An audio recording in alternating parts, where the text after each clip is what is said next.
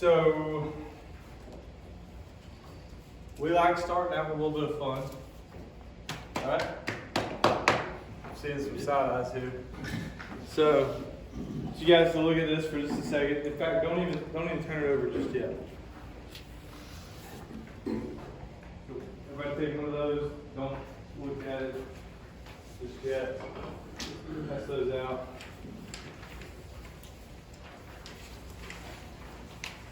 So I want to get us thinking. Grab a pen. When you turn it over, you're going to see a page with a bunch of numbers on it. I'm going to set a 60-second timer. So I'm going to give you 60 seconds to find the numbers. So start with number 1, which is in the top. It's going to be in the top left corner. I'll tell you where that one's at. Find number 1. Draw a line to number 2. Draw a line to number 3. Draw a line to number 4. And see how far you can go in 60 seconds. Okay. It doesn't matter if you circle them or just draw a line to them. That doesn't matter. Just as quickly as you can, find the numbers, as many as you can in 60 seconds in consecutive order. All right, everybody ready? Everybody understand the assignment? All right, ready, set, go.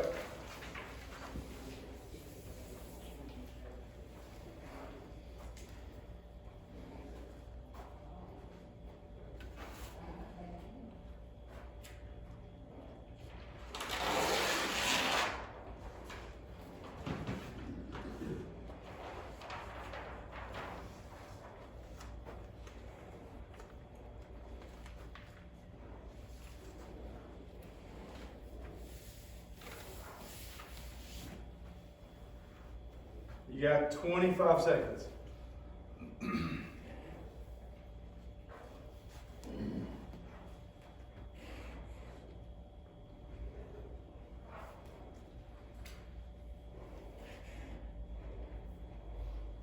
Ten seconds.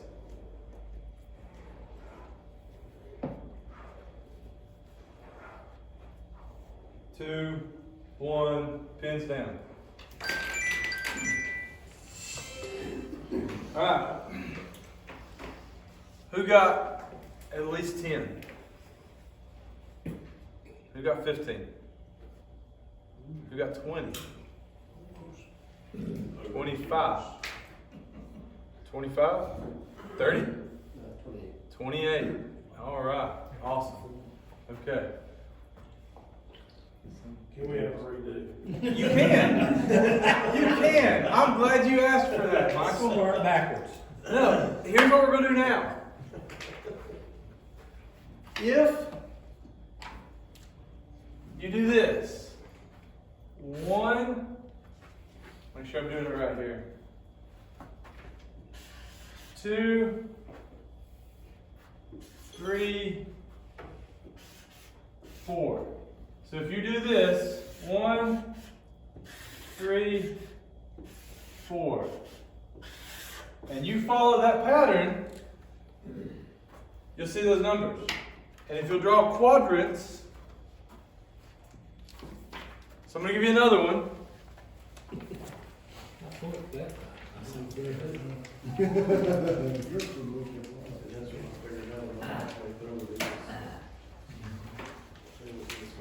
We're going to do it again.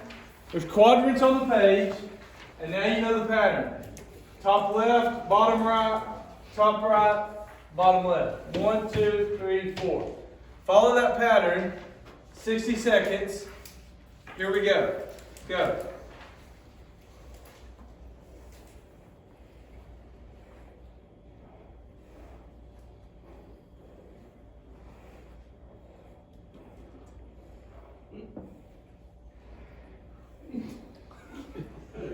Cheater.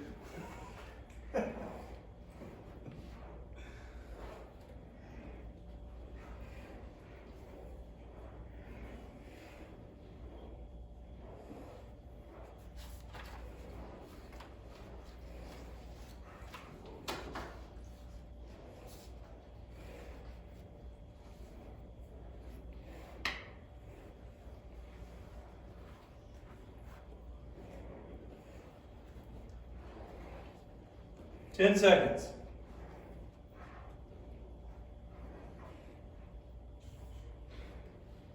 3, 2, 1, pins down.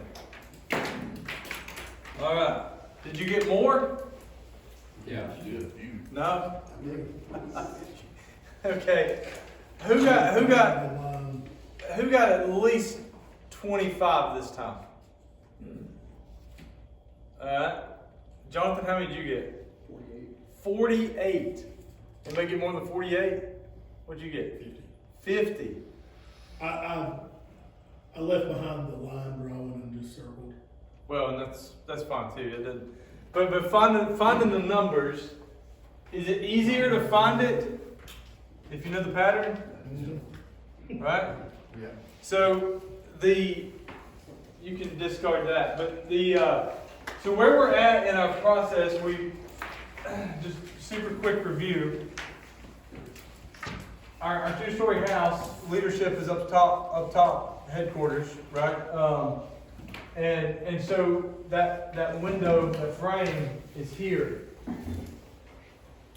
We've spent a couple of sessions discussing the idea of mission. What is the mission of your church? And mission answers what question?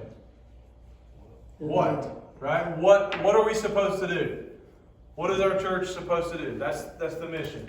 And very simply for us, the two-word biblical answer to that is what? Make disciples. Okay? You can nuance that, you can dress that up, you can contextualize that, and you should. But at the end of the day, Matthew 28, our mission is to make disciples. Values we're going to get to in probably 2 sessions. Probably I guess September maybe we'll do values. And the question that values answers is why. Why do we do this? And very simply, if the mission is the Great Commission, then the why is the Great Commandment. We love God and we love others, right? Love our neighbor as ourselves. The strategy is what I want to talk about today, and it answers the question of how. And I've got a little compass here for what. I'm going to draw just a little flashlight for how, because it shows the way. Like it teaches us how we're going to accomplish the what. We have a why do we accomplish the what, but we need a how to accomplish the what. A couple of weeks ago, we loaded our family up, drove to Florida, and the very first thing I did is I knew where I was going, but I wanted to know how I was going to get there. Right? I looked at a map, figured out which major roads I needed to take, step-by-step directions, etc. We took the kids into a couple of theme parks, and even going into the theme parks, we had a strategy. We knew where we were going to go. When you come into the gate, do you go right or do you go left? Well, what rides do you want to accomplish? What parts of it do you want to make sure that we see today? What is of utmost importance, etc.? We had a strategy. It's awesome to know what you're supposed to do, and some of our churches know what we're supposed to do. They don't have a clue how we're supposed to do it. Make sense? So let's do this. Let me get another piece of paper. Let's use the Great Commission, Matthew chapter 28, verses 19 and 20, and let's use it as a starting point to let's cover that up. And you guys can look it up if you need to, or you can quote it, however you want to do that. But if the mission is make disciples, and we understand that is the mission from Matthew 28 because that is the verb, that is the actual command that is in there, right? Make disciples, okay? So what does Jesus tell us in that commandment that would help us to understand the how that goes to the what? What other words are in Matthew 28, 19 through 20 that helps us understand how we're supposed to make disciples? Teach. Good. There are 3 words. Baptizing them, teaching them,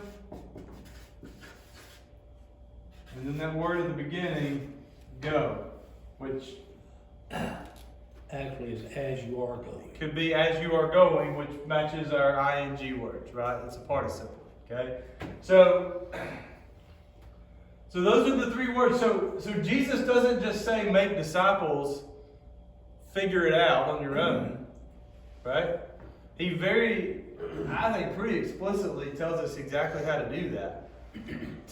Baptizing them, and then tells us how to do that in the name of the Father, the Son, and the Holy Spirit. He puts, there's more to it than just the word baptizing. Teaching them what?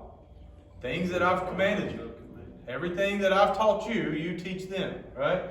And then do that, as Lee has pointed out, as you are going. So wherever you go, whatever you're doing, as you're going, you do these things. So that becomes this three-legged stool of our strategy of how we're supposed to do the thing that we're supposed to do, make disciples. This is so you guys, many of you guys have probably read it. Tom Rainer's book, Simple Church, Eric Geiger, early 2000s. But this was the idea behind that, right? And he used a few words that most of our churches used for a long time, or at least we posted it on our website, and it looked really, like you said, cute, right, on the website. What 3 words were those? Come on, guys, y'all remember this? Know, grow, and go. How many churches have used that? Right? Many of us. When I got to North, that was on our website. Nobody in the church knew what that was. Right? It was 3 cute words that rhymed, and again, it looked good in marketing, but that's about as far as that went. The idea that I want to present to you today is most of our churches look a little bit like this. Right? We're doing all kinds of stuff.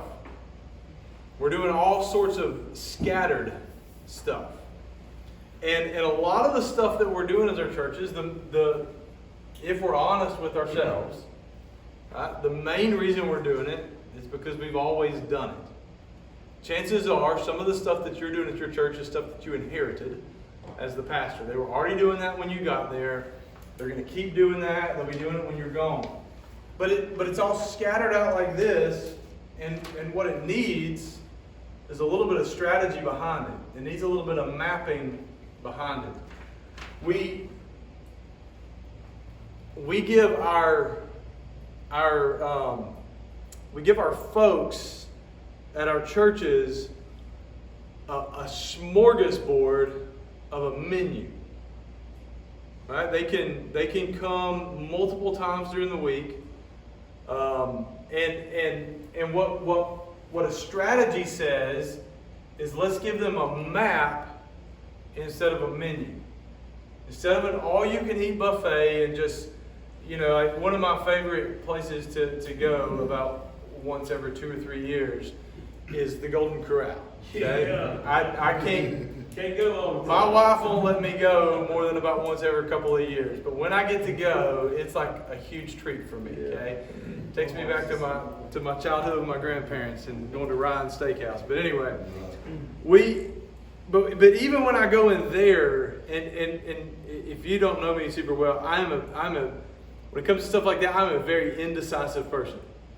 I don't know. I am super indecisive. Like, I have to have help every Sunday figuring out what shirt I'm going to wear to church. Okay, I'm just an indecisive person. I think through all the different scenarios. So I go into somewhere like Golden Corral, and I'm almost paralyzed. Right? Like, I can stand there with a tray, and I'll walk from this side to this side at least 3 or 4 times before I actually reach in and grab something and put it on my plate. And so we do that. That's what our church is for a lot of our folks that come to our church. It's a smorgasbord. It's a buffet, and they don't know what to do or what not to do, right? And so I want us to think through, how do we give them a map and help them know Jesus, know the scriptures, know theology, etc. Grow in that, and then go. Right? So, how do we move them from one to the other? So let me pass this out to you. Last sheet. This one's not as fun. This is not a test. You guys are gonna do real well with this one.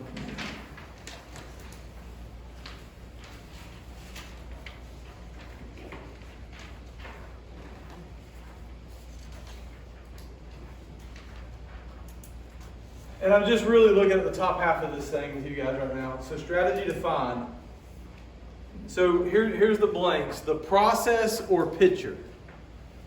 Those first two blanks. The process or picture. This is what our strategy is. Our strategy is the process or the picture that demonstrates how the church will accomplish its mandate as it moves its ministry energy in the same direction. So the next blank is ministry energy. And then the last blank is in the same direction. So think through that for just a second.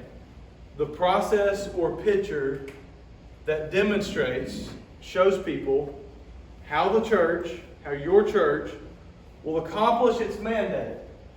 Make disciples. Jesus told us to do it.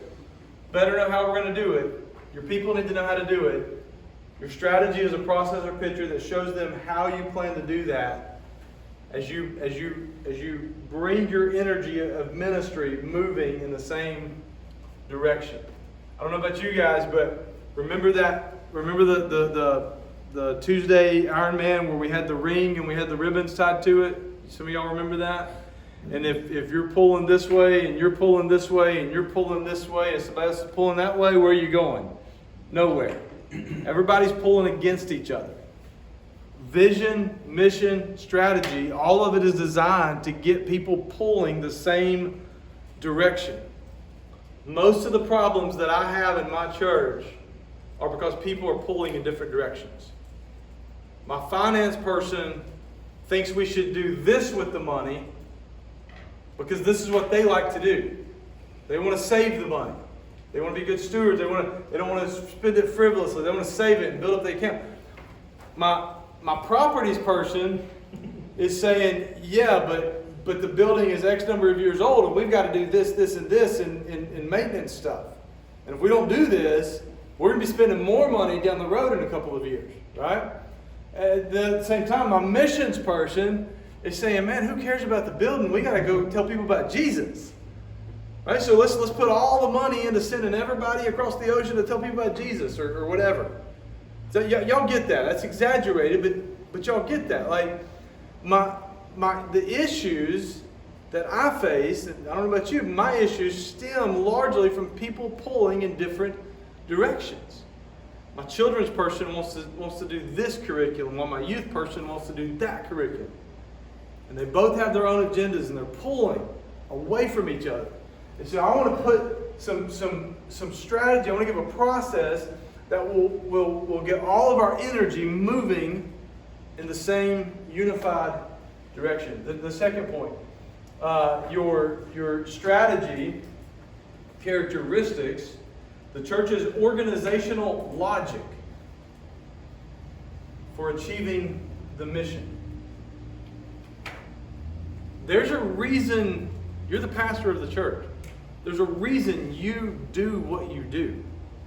There's a reason that you think this ministry should do this or that ministry should do that.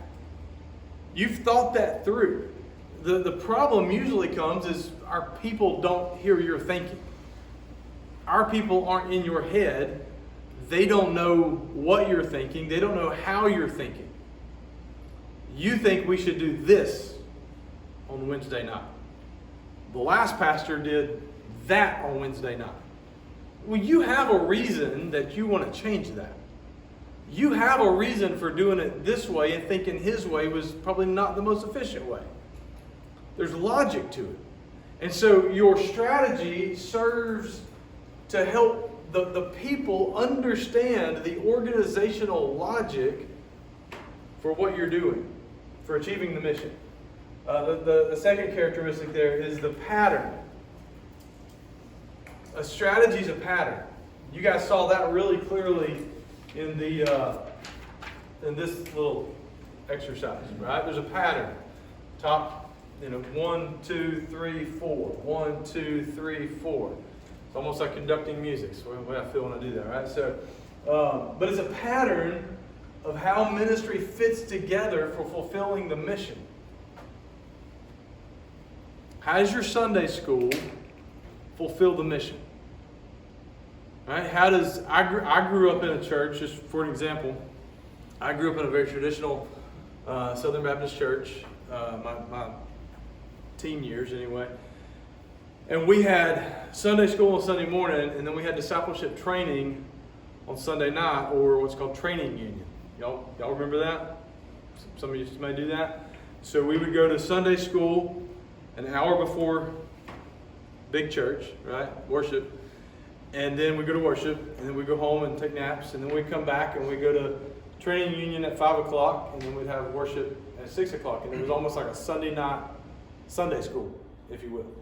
And as a young teenage boy, that's what I thought it was. I could not see the difference in Sunday school and training union, except that they're different words. I did see that. I could see that pretty clearly. But we divided up based on age, and just like we did for Sunday school, and it was an hour before the worship service, and it was just the Sunday night Sunday school is kind of the way my mind understood that. Well, and in some churches that may be what that was. But there's also a reason we have different names for it. So what's the purpose of it? What is the logic behind it?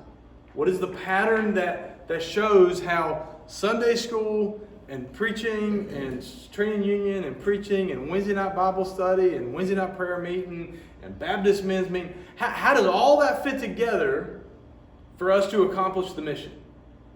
What's the purpose in all of that? And then finally the rhythm. The bottom one is the last one is the rhythm of church life as the body of Christ on mission. So characteristics are logic, pattern, rhythm. That's what a strategy can show for your congregation, right? So I want to give you a tool that you can use with your leadership at your church. You can do this by yourself. This makes a good deacons meeting. This makes a good church council meeting. We call this the ministry x-ray. And I want to do it together for a few minutes. I want us to think through all of the things that we do in our church. What are the things that we do as a church? Right? So I'll get us started. Sunday, you have morning worship. Right? What else do you do as a church on Sunday? Sunday school. You do Sunday school. What else do you do on Sundays? Breakfast. Breakfast. Church, like church breakfast every Sunday. I want to go to your church. It's great too. We got a chef and everything. That's awesome. That is awesome. I like that. No wonder Cornerstone's growing like it is. Gracious. Every direction. Spiritually and physically. All right. So breakfast. What else do you do on Sundays? Prayer meeting. Prayer meeting. You have a Sunday morning prayer meeting? Evening meeting, okay. So I'm going to put a PM prayer meeting. What else? You mentioned training union, the churches still do that? Some of them? I would imagine there are some that do. Anybody here still do training union or something like that on Sunday evenings? Anybody still have Sunday evening worship services? Sunday worship, two. that's what we You do Sunday evening worship? A couple of us? do, yeah. Youth group? Service last Yeah, You- youth group, times youth group. You do youth group on Sunday night? Okay. Some churches still have choirs that rehearse on Sunday, Okay. or praise team rehearsal. So, and some of this stuff right here can also be a Wednesday night thing too, right? So you choose Sunday night or Wednesday night Sure. for choir practice or something like that. What else? What do we, let's just move to Wednesdays for a second. What else do we do on Wednesdays? Worship, Bible study, prayer meeting, whatever church might want to call it. Bible study, prayer meeting. Oh, yeah. What was that word? Dinner, meal, Dinner, church meal. Children's ministry. Okay. So I'm gonna call that Awana for it's a shorter word. Maybe we don't all do that, but we do a kids ministry. Just let's call it that. Some churches might do choir practice. Some of these don't. Choir practice, Band praise rehearsal. team, band practice, whatever. We put practice. What else? Kids. We do our youth on Wednesday night. Youth. North Alabama would do their committee meetings a lot of times. on So we do committee meetings on Wednesdays before church.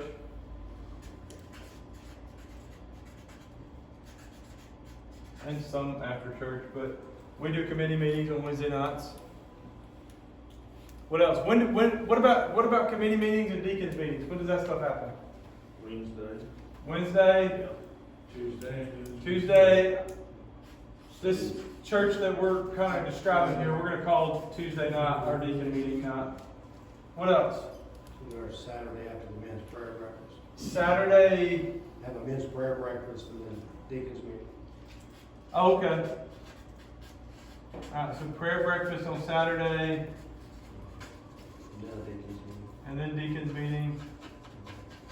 Not every Saturday. but- Sure. What else? What about your WMU? When do they meet? Thursday. Thursdays? What about Brotherhood? Baptist Men? Saturday morning? You also have, a lot of churches have small groups, sometime during the week. Okay, let's say your church does small groups. Let's call that Mondays. First Sunday fellowship. Remember Bible Institute on Tuesday, Bible Institute on Tuesday. Our small group meetings, we call deacons meetings. Are there churches that have a recreation ministry that meets at a regular time? Potentially. I mean, I knew one that had volleyball on Monday night, volleyball league, a church volleyball league. okay. It's a recreation ministry. Call it recreation. I was in a church one time that every Monday evening, and this was sacred, but it was ladies' craft night, and you didn't mess with it. Are there any churches that have an evangelism, go out and reach in ministry on Thursday night? Used to on Thursday. Visitation, Used to. visitation or evangelism? Let's put that here. Used to, I might put shit on that. You've got. Not too many churches do that anymore, but maybe we Your should. senior group. usually Seniors, gets- man. Can't forget the. Thursday morning. Yep, I was gonna say Tuesday morning, we'll call it Thursday morning. Yep, the senior group. Get on the bus and go to the Golden Corral. They be wanting to go to the farthest place to eat. Oh, yeah. And you gotta drive them. Yeah, and Yeah, you gotta drive them too. It's crazy. Yeah. I'm like, why y'all go so far? I'm hungry when I get home. That's Can't go true. K&W no more. What else? What else does your church offer and do? And on top of all of this, you have the one-offs. You have the week-long revival. You have the week-long summer camp for youth. You have the week-long VBS. You have the Christmas cantata. You have the Easter cantata. You have the what? Sports camps. You have the backyard Bible clubs. You have mission trips, homecoming, servancy. Like you got all this other one-off stuff that fits on top of all of this, right? Mother's Morning Out Ministry, Mother's Morning Out Ministry. every day, Monday through Friday. Good. Gracious. Weekday early education, whatever you want to call it. Well, so Mother's Morning Out, and that triggers my mind too. A lot of our churches will have some sort of celebrate recovery or some sort of thing like that. Grief share, or like a soup kitchen once a month on a Tuesday night or Wednesday night or whatever. Do D group on Friday nights. D group on Friday night. Hey, is anybody else exhausted yet? I'm tired of writing it up there. Anybody, do you feel the exhaustion of this? Now, I get it. This isn't one single church. This is a collection of pastors in the room, so a collection of churches putting this together. But it's really starting to feel a lot like this. It's busy. Right? Like if this is my church, I'm worn out. And how many of you have 47 committees in your church? Just Charles. Just Charles. Poor guy. I don't want to be there. Right? I mean, how many of you have more committees than you actually need? Most of us do. If you don't, count your blessings. And when you go through and kind of went through it and just kind of started, combining some and moving them around or whatever, then you have this big uproar. Yeah. Of like, how dare you? Uh-huh. So, which is, I don't have that much time. So, and then your people, so you don't, and as pastor, you're ex officio on every committee, and they expect you to come to every meeting.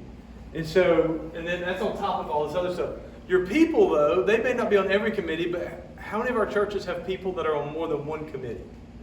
And maybe there are limits that they can't, maybe you have your power committees and they can't be on more than one of those, but they can be on one of those and still be on this. They can serve on finance and still be on the flower committee or the outreach committee or whatever other committees they come up with. All of that's on top of all of this, right? The hospitality meeting is in there too. That's our hospitality team that meets 2 times a week. 2 times a week? That's because they have breakfast on Sunday. Yeah. Wow, brother. Yeah, Hospitality. Yeah. I don't go to all those meetings. Well, and you got church council. I mean, there are so many. Here's the point, guy. I hope you're seeing the point. The point is, man, it's a lot like this. And if I show up at your church as a visitor, and I pull your bulletin out, and I look at the back of the bulletin, it's got the weekly schedule, and I see all this stuff, and I think, I really like this church. I want to get involved in this church. Where do I start at? Right. What do I do? If I have, let's say I'm somebody that has, maybe I join your church and I have a few talents. Maybe I'm good with, well, let's put it this way. You want me in Sunday school and you want me in preaching. You want me in Sunday night preaching too, and you want me in Wednesday night preaching. I'm good with math, so you're probably going to put me on your finance team. That's the way that'll work. If you can do numbers, you go to finance, right?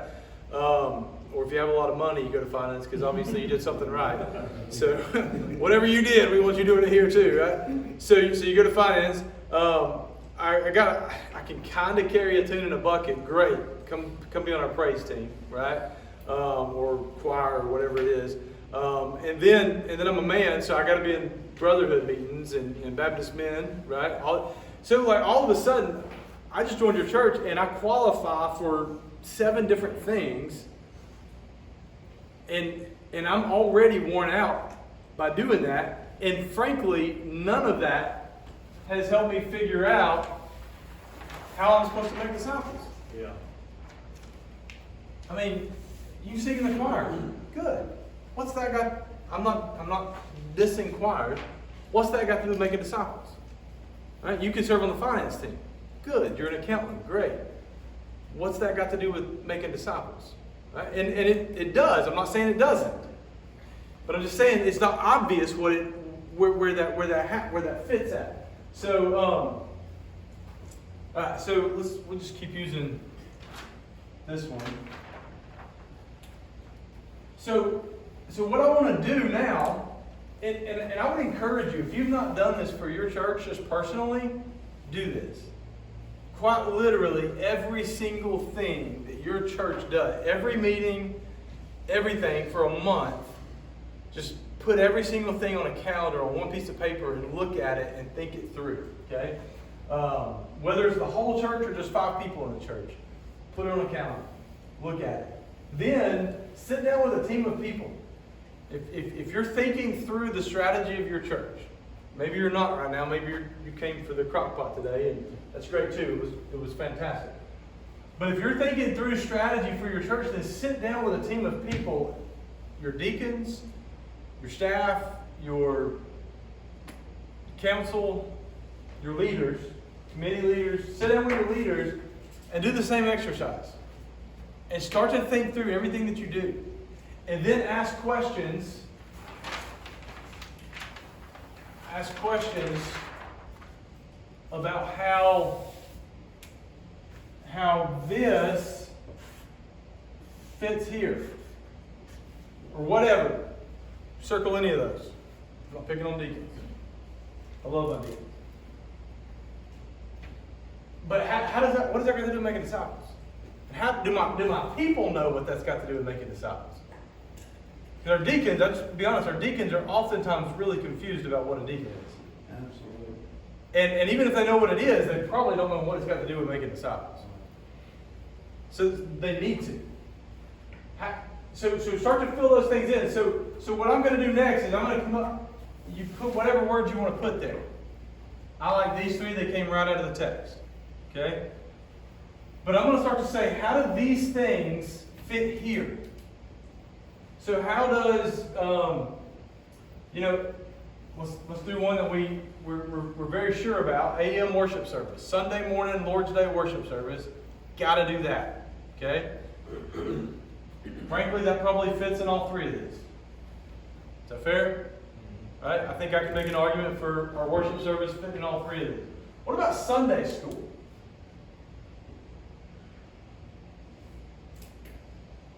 Sunday school, where does that fit? Teaching. Most notably right here, right? We can make some arguments that people get saved and it can be, Sunday school can be evangelistic. Back when, back 20, 30, 40 years ago, Sunday school was kind of your evangelistic arm of the church, and you brought people into Sunday school before worship service. That's not really the case these days in most churches, but for most churches, Sunday school is probably going to fit best here. It can be argued that we use it to send and do some missions, but best probably going to go there. What about youth? Teaching, going. Youth probably going to go here most of the time. Your kids ministry probably going to go there most of the time. Again, definitely make a case. A lot of kids come to know Jesus. There's some evangelism there.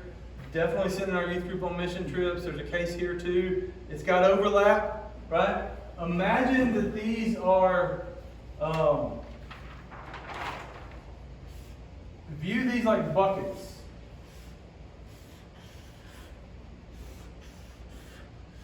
Three buckets.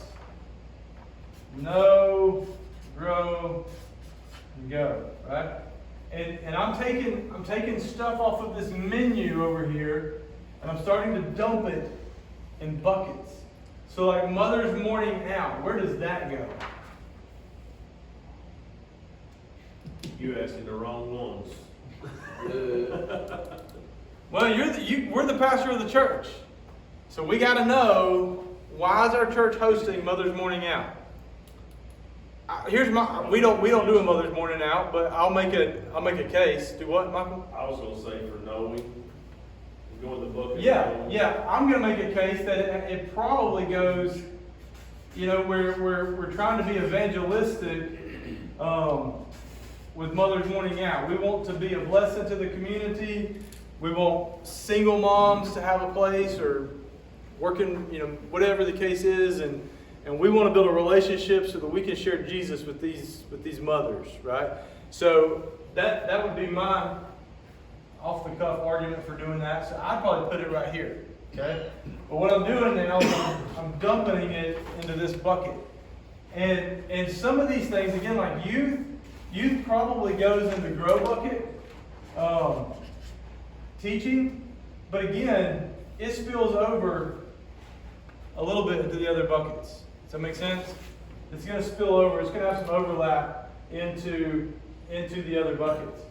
But the point is that I want to begin to do that. Celebrate recovery. Celebrate recovery.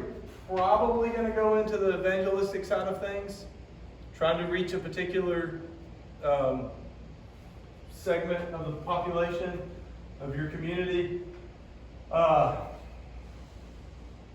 WMU, typically, based on the wording, goes here. Should go right there. Okay? And in some of your churches, maybe it does, and in some of your churches, and here's the. So Tom Rainer, the idea is simple church, declutter some stuff, and frankly, this is very cluttered. Okay? So begin to declutter it, simplify the strategy. Put stuff in boxes. It's just like, you know, when a kid's room gets so bad, we go get new boxes and we're like, all right, this box, and we label it. This box is Legos. This box is, you know, toys. This box is socks, right? Put your stuff in boxes and organize it a little bit. And what you're going to find is you're going to end up creating another box over here. It's called the Lego box instead of Lego. It's called the trash can, right? And when we clean the room, we take some stuff and we start dumping it in the trash can. That box is always present there, okay? In church, I'm just going to be honest with you, and if we're honest with ourselves, there might be one or two things here that need to go their way over towards that box, right? And it's not because we don't like it. It's not because we're mad at somebody. And in many cases, it's not because of funding. It's just because in no way, shape, or form is helping us make disciples. Like, how does this help us make disciples? And begin to ask those questions. And we struggle there. Now, there may be things that ladies craft on. They would try to make disciples by once a year crafting or knitting something that we could take to the jail and give out to inmates at Christmas time or whatever, right? That's fine, okay?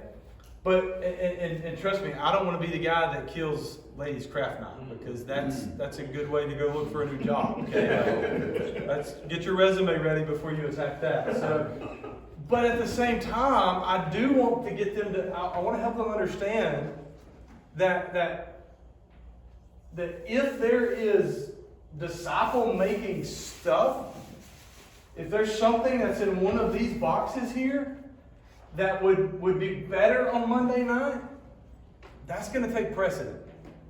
Because our strategy as a church is to see people baptized, to teach people, and to send people, to see them go, right? And that's what we're doing. And ladies, I ain't got no problem with y'all coming and having fun on Monday night. That's fine. Use the building for that if you want to. But at the end of the day, our disciple-making process has to take precedent over us having fun. Right? The youth want to use the gym to play basketball. Some boys want to play basketball on Friday night. Great. That's awesome. By all means, have fun playing basketball. But either figure out how that's going to help make disciples, which I would make a great case for putting that right here. It can be super evangelistic. But if they refuse to do that, and I have a women's group that wants to make disciples on Friday night in the gym. It kind of helps me figure out who gets the gym first. Does that make sense? This is a process by which you can take your team, your leadership, and begin to think through everything that you do.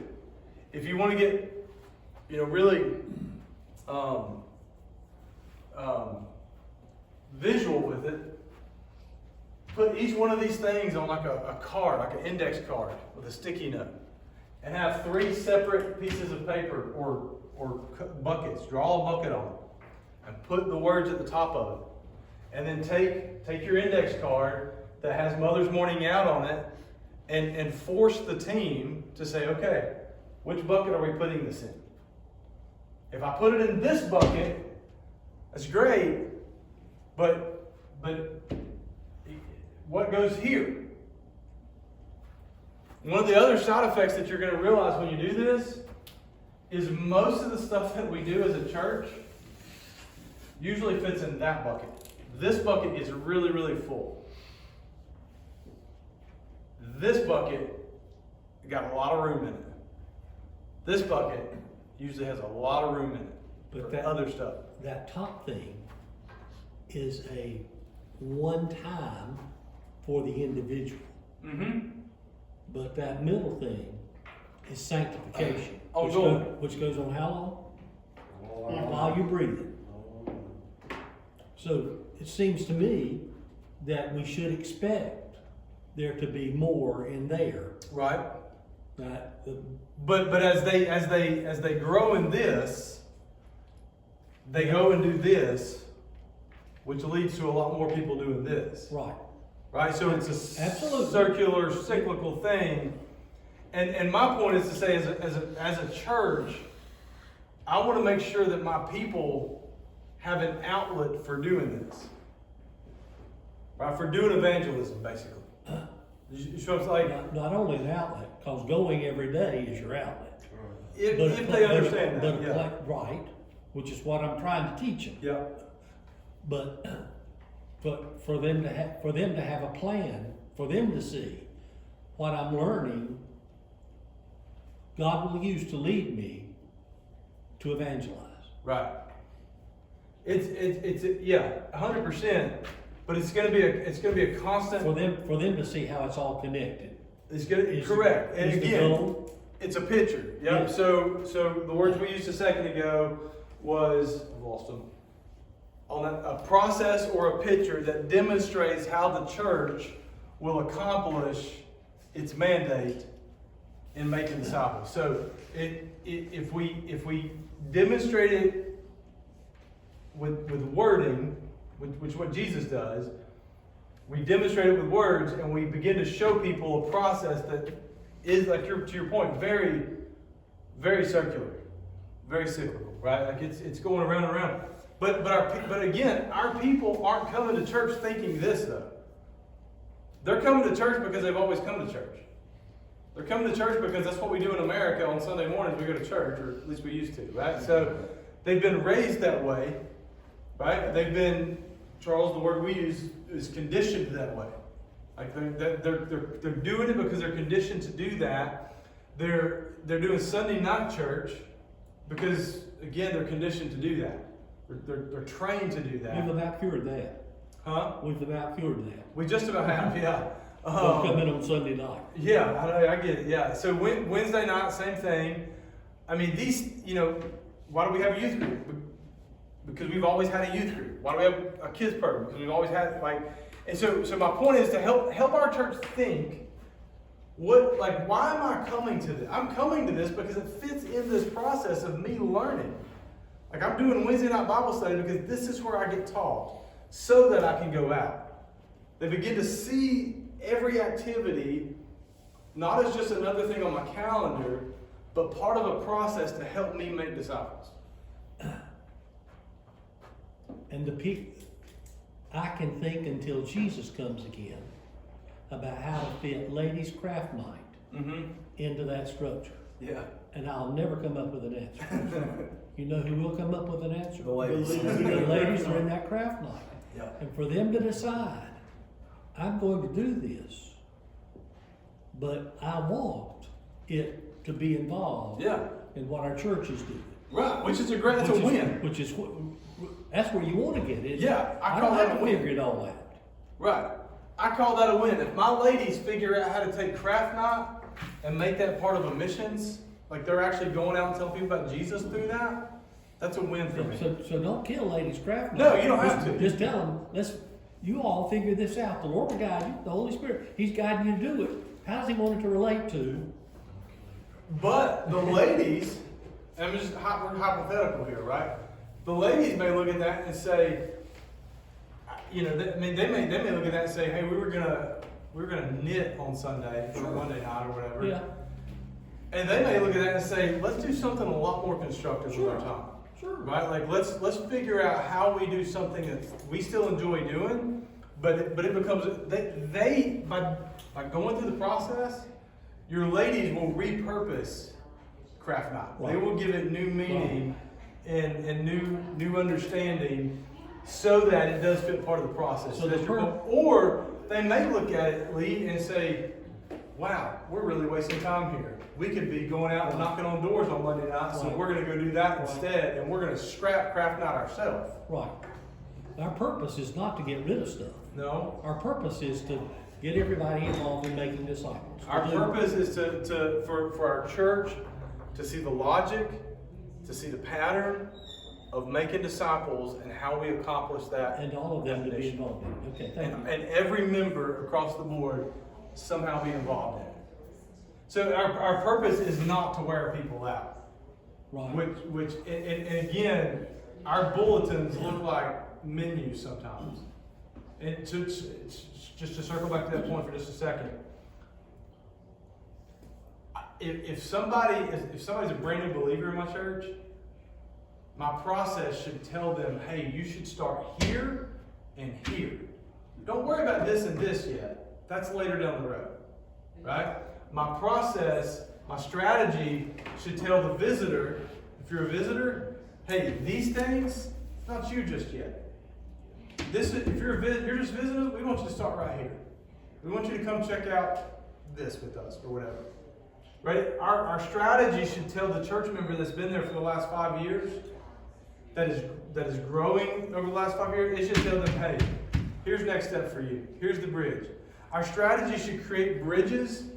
It should give clarity to this is why we do what we do, and here's the bridge to your next step as a believer in Christ on your journey of making disciples. That ultimately is what that's intended to do. So this is one way to do it.